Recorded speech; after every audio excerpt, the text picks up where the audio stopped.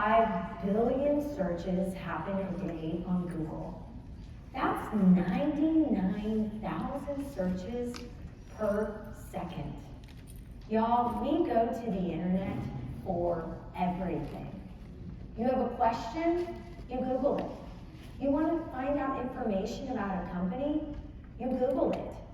Someone's calling you on your phone and you don't know who they are, you Google them. That's not stalking, it's a background check. Now, we go to the internet for literally everything.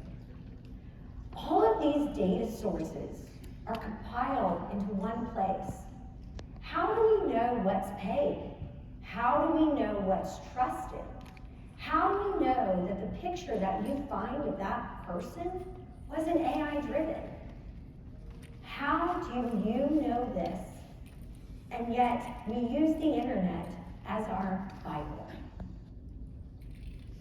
So I have a 4th grader, okay? And in his backpack, I was cleaning it out. I found a Scholastic News.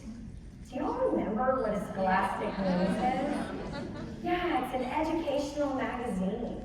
And in this magazine, it has micro-learning.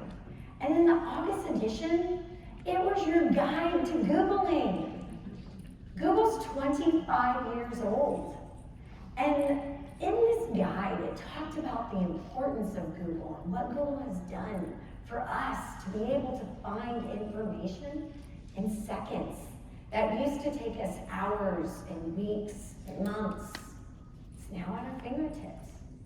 Taught you how to Google like a pro. What's a paid site? What's trusted? What site do you go and do research on? It also taught you how to look up things correctly. Now, it said on average, a person Googles 3 times a day. I must not be average, because I Google about 40. Not only do we go to the internet for information, but we go to connect with people. We use tools like LinkedIn, like Facebook, Instagram, TikTok, to connect with our community, and to also connect with people from our past, our present, and our future, right? Our followers. The people that we connect with is our circle. Now, we all know what the definition of a circle is. That's a round object. But when you look at the second definition of a circle, it's a group of people that have a common interest, profession, or acquaintance. Your community is your circle. Now, there's a saying out there that your online reputation is not what you say it is, but it's what people find online that your circle says it is. So today, I'm going to share with you the framework that I use to build my online reputation. It's 6 easy steps for you to put into play to build the online reputation that you want. So let's dive into these steps. First and foremost, why do you want to have an online reputation? What is it that's driving you to have an online reputation?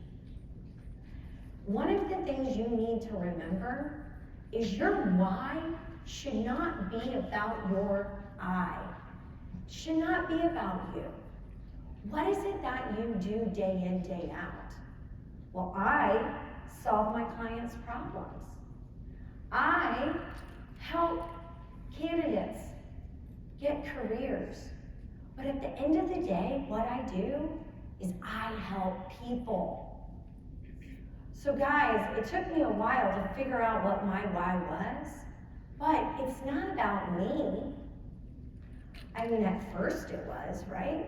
In 2002, LinkedIn was made. In 2004, 1 million profiles were there. In 2005, I joined. Why? because I wanted to be part of a social network, which was a professional social network. I wanted to connect with clients and with my friends. And it was all about me at first, right? What I was gonna do to connect with these people. But when I thought about it, and as I've had my journey in this industry for over 23 years, our industry does not have a good reputation. When you think about recruitment, what others think about us is not positive. But guys, we put thousands, hundreds of thousands of people to work every single year. We help thousands of customers solve problems. We all help people. This is our why, and this is what we need to elevate. So remember, it's not about you, it's about who you're helping and what you're doing. Now, we all hear about being authentic, right? Why do we need to be authentic? Your circle knows when you're authentic or not. Your circle knows when you post something not in your voice. They know when marketing has written something for you, or everyone's using ChatGPT, but is that your voice? No. They know you and they're here to support you. They want to hear what you have to say. So let me tell you a story about how I learned why being authentic is important. I used a tool that was going to help me connect with people and get me appointments while I slept. What it did was it reached out to people and it did help me make connections, but it also reached out to people that I'd known. It reached out to my friends, and it reached out to current customers of mine.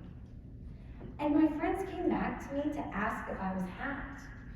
My client reached out to my CEO and said, does Laura know that I'm a client already? Like, why is she sending me stuff on LinkedIn? Well, it showed two things to me.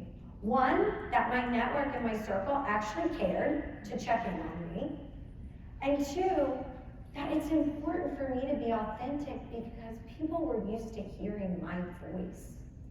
So I encourage you, your circle 100% wants to hear what you have to say. So say it. Now, who's actually Googled themselves? Like actually really been able to Google themselves. So I do this often, right? I don't just do it once in a while. You want to continue to do it. Because there's going to be things that you find. There's two things that you're going to find, right? One's either going to be negative, and you're not going to like what you found, and you want to fix it. Or it's going to be positive, and you're going to want to build on top of it. Now, going back to the Scholastic News, apparently I have been Googling incorrectly for 23 years. For you to be able to find every website that your name is listed on, you go Laura plus Fuller plus recruitment. Okay, I found out there's two other Laura Fullers in recruitment and they're in the UK. So I needed to dig deeper. Laura plus Chabet plus Fuller plus recruitment. All right, I found all the sites that I had.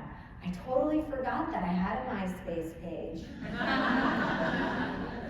I've been in the industry for 23 years. I forgot that I had speaking engagements before. I've had articles written. It's all good things that I want to build on top of, right? So don't be afraid to Google yourself. Y'all, 79% of job seekers say that they use social media to search, to look for companies, to find information. 79%.